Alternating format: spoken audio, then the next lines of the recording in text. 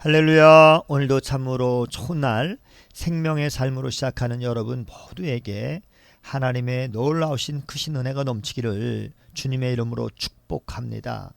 저는 오늘 학개서 1장 1절에서 15절 말씀을 본문으로 하나님 임재의 회복이라고 하는 말씀을 전하기를 원합니다. 오늘 본문에서는 하나님께서 선지자를 통해서 성전을 건축하라 라고 명령하십니다.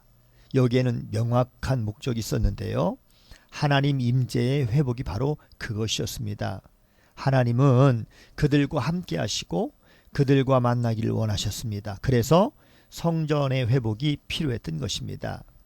여호와의 말씀이 학개에게 임했습니다.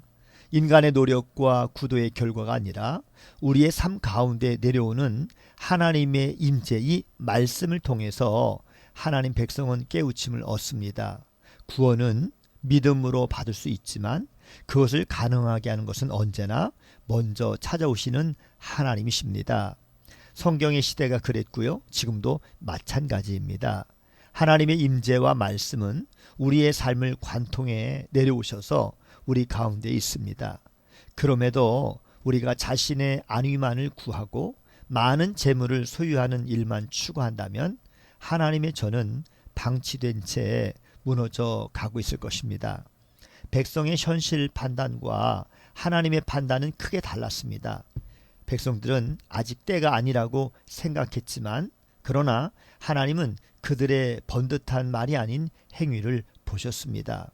성경에서 하나님이 가장 싫어하는 것들 중에 하나가 바로 기만입니다. 이스라엘은 하나님을 기만함으로 망했지만 여전히 자기에게는 빠르고 하나님에게는 실상 별 관심이 없었습니다. 이제 선지자는 냉철하게 살펴볼 것을 명령합니다. 너희가 너희 자신을 위해서 그렇게 열심히 살았는데 그렇다면 결과는 만족스럽냐? 라고 하는 그러한 질문이었습니다. 하나님은 분명하게 우선순위를 주십니다. 바로 성전 건축입니다. 그리고 백성의 삶이 곤고한 이유는 하나님의 전이 완성되지 않았기 때문임을 알려주셨습니다. 하나님의 백성에게 하나님을 만나고 하나님을 예배하고 하나님께 속죄받아 회복하고 용기를 얻는 공간은 다른 어떤 공간보다 아주 중요한 곳입니다. 하나님이 당신에게는 무관심하면서 자신만을 사랑하는 이스라엘을 벌주는 것이 아닙니다. 그들 안에 하나님의 임재의 공간, 성전이 있어야 그들이 하나님의 백성으로 온전할 수 있었기에 하나님은 회복을 촉구하신 것입니다. 모든 일이 잘못되고 있을 때 백성은 깨닫게 됩니다. 그리고 하나님의 음성을 듣습니다. 13절 말씀에 보니 내가 너희와 함께 하노라. 이것이 하나님이 그토록 들려주고 싶어 하셨던 메시지였습니다. 하나님은 우리와 함께 하기를 원하십니다. 그래서 성전이 필요했습니다. 지금은 성도가 성령이 거하시는 성전입니다. 고린도전서 3장 16절에 그렇게 말씀하고 계시죠.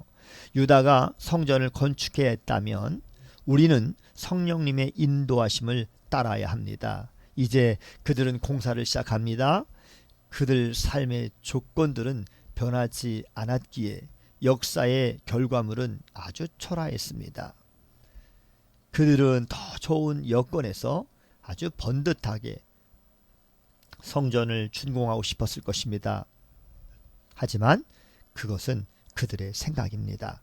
하나님은 떨기나무도 시내산 꼭대기에도 천막도 상관이 없으셨습니다. 그저 백성과 만날 수 있는 접점만 있으면 되었습니다.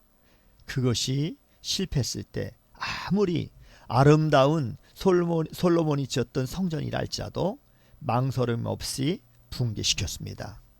우리는 하나님과 함께 해야 합니다. 그 시작은 우리 안에 계시는 성령님이십니다. 성령님이 우리와 함께 하실 때 우리는 하나님의 성전이 됩니다. 하나님과 함께하는 성도는 속죄와 회복을 얻게 됩니다. 능력의 하나님이 오늘도 우리와 함께 하십니다. 우리가 가장 먼저 해야 할 일이 있다면 마음속에서 말씀하시는 성령님의 음성을 듣는 것입니다. 오늘도 주님과 함께 승리하는 복된 하루가 되시기를 주님의 이름으로 축복합니다. 샬롬.